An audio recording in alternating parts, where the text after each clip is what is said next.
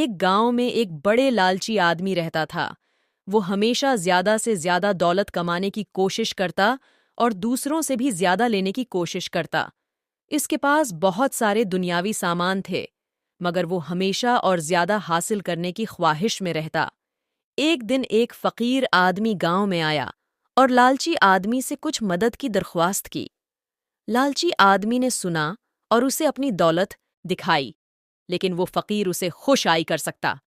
लालची आदमी ने फकीर से कहा, मैं तुम्हारी मदद कर सकता हूं, लेकिन तुम मुझे 1 महीने के लिए अपने गांव की दूसरी तरफ जाने दो और फिर आओ। फकीर ने राजी होकर उसकी बात मानी और 1 महीने बाद वापस आकर लालची आदमी के पास गया। लेकिन लालची आदमी ने उसे उसकी मदद नहीं की, बल्कि उसने उसे धकेल दिया और अपनी दौलत की बात की। फकीर ने हैरानी से पूछा, तुमने मुझे अपनी मदद क्यों नहीं की?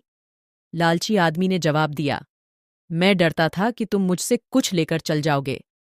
फकीर ने मुस्कुराकर कहा, भाई, ये गरीबी नहीं, बल्कि लालच की गरीबी है।